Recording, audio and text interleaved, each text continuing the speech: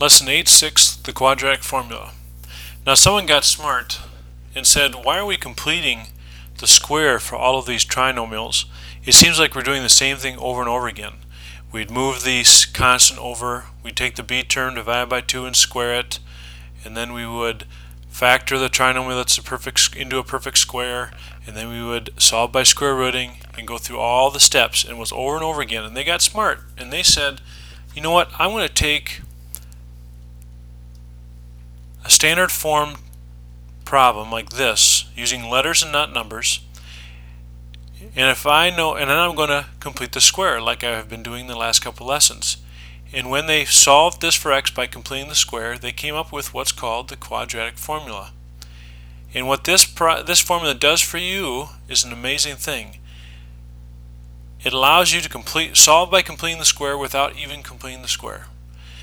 You can plug in the a, b, and c value, and when you plug it in and do the math in this formula, you'll get the result you would have gotten if you had done it by completing the square. So in other words, it automates it. Alright, but to do it and to use it, you have to make sure you understand what a, b, and c are. And a, b, and c are the terms in front of the x squared, x, and the constant when it's in standard form. When it's in standard form, then you know what a, b, and c are, and it's solved, and it's set equal to 0. But if it's not set equal to 0, your a, b, and c is not going to be right. So a and b here, these two examples, are a practice of us getting it in standard form so we can officially know what a, b, and c are. Standard form, we said, is when you have all the terms on the left side set equal to 0 and in order. So if we add 7n to both sides, we would get 8n squared. I'm going to write this in proper order, so plus 7n minus 10 equals 0. Notice it's in order of descending exponents. My like terms are put together, in this case there are none, and it's set equal to 0, which means that in this form I know that a is equal to 8, b is equal to 7, and c is equal to negative 10. Alright, and then I could use the quadratic formula. Again over here, let's set this right. I'm going to add 3a squared to both sides, and I'm going to add 12a to both sides, and that will give us 5a squared.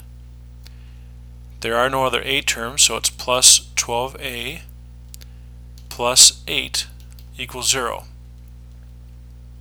I moved everything from the right side to the left side. In this form, and when it's in proper standard form, I can now say that a is 5, b is 12, and c is 8. Well, this is good news because look at this a. It's 5. Now to solve by completing the square, I would have to divide by 5, which would give me 12/5 and 8/5, lots of fractions, much more complex. So if I can avoid that kind of process, then we should. So let's try it. Solve by completing the square. Well, this is in proper standard form, set equal to 0, which means I can safely take a as being 1, b is 4, and c is negative 25. So let's plug that into the quadratic formula. Now if you remember, the quadratic formula is negative b plus or minus the square root of b squared minus 4ac over 2a. Alright, no one knows what that is off the top of their head, but I'll rewrite it. Negative b plus or minus the square root of b squared minus 4ac all over 2a. So let's plug these numbers in. X equals negative b plus or minus b squared minus 4 times a times c all over 2 times a. Alright, so x equals negative 4 plus or minus the square root of, and this will be 16, and it's 4, or negative, I'll keep the, let's see, negative 4 times 1 times negative 25 We get a positive 100. Very careful in here that you do this right. The number one place that errors occur are inside that root. Okay, so x equals plus or minus the square root of 116 all over 2.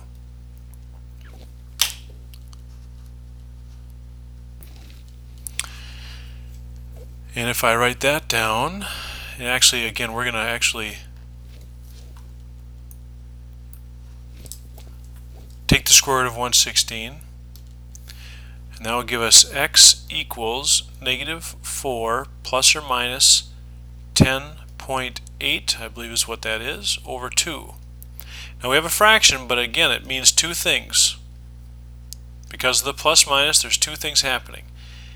Negative 4 plus 10.8 over 2, and negative 4 minus 10.8 over 2. So negative 4 plus 10.8, enter, gives me 6.8. If I divide that by 2, I get 3.4. If I take negative 4 minus 10.8 equals, that's negative 14.8, divide that by 2, I get negative 7.4. Now that would have been a mess to try and do. Well, this one wouldn't have been too bad to do by hand, but that's the answer we would have gotten. Okay. Next one. Again, I cannot take a, b, and c unless I have it in proper standard form. So I'm going to subtract 8 from both sides, which gives us x squared plus 2x minus 8 equals 0. A equals 1, b equals 2, and c equals negative 8. Now notice I do take the signs with me in this formula. I need to have that with me. So x equals negative b plus or minus the square root of b squared minus 4 times a times c all over 2 times a.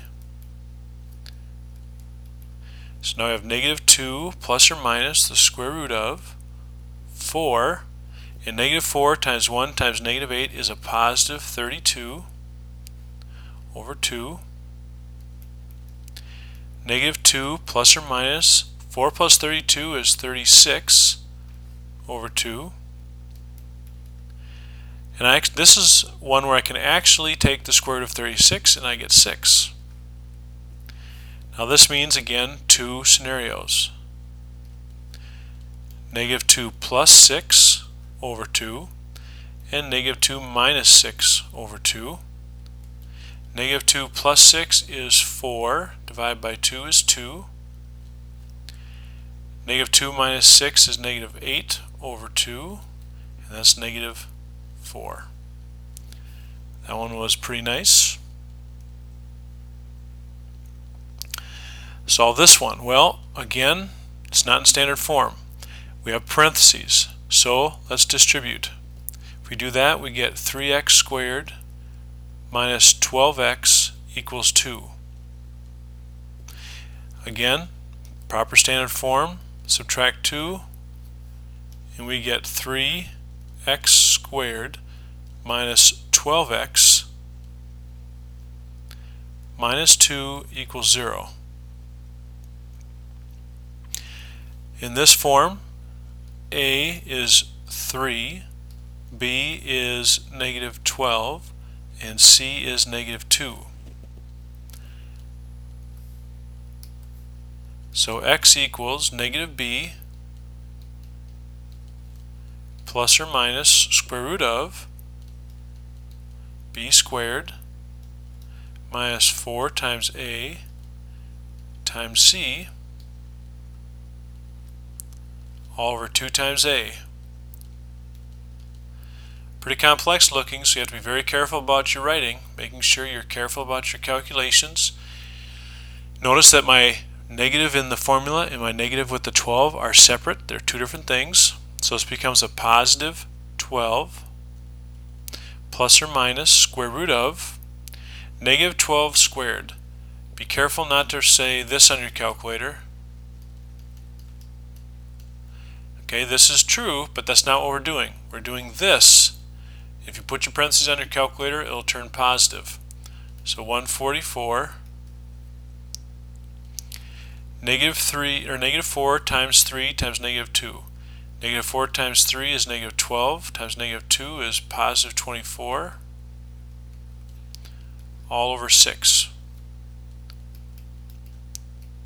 12 plus or minus the square root of 144 plus 24 is 168. That's a 1 all over 6. Now let's go ahead and calculate that out. 12 plus or minus the square root of 168 is 12.96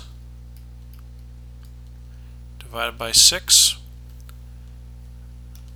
So here we are again, two scenarios. 12 plus 12.96 over 6 and 12 minus 12.96 over 6. 12 plus 12.96 equals 24.96. Divide that by 6. We get 4.16. 12 minus 12.96 is a negative 0.96 divided by 6 and negative 0.16. So the quadratic formula is a very powerful formula. It is the culmination of all of our efforts that we've done this whole unit. It allows us to solve any type of trinomial, any type of parabola, any type of quadratic function, whether a is 1 or not, whether it's a positive or negative. It takes a lot of different things and puts it into one process. But it is a process where you must be meticulous and careful about your calculations. Be careful about your signs. Otherwise, that will mess you up. So this ends lesson 8.6. I always got to make sure I got this right. Lesson 8.6, quadratic formula.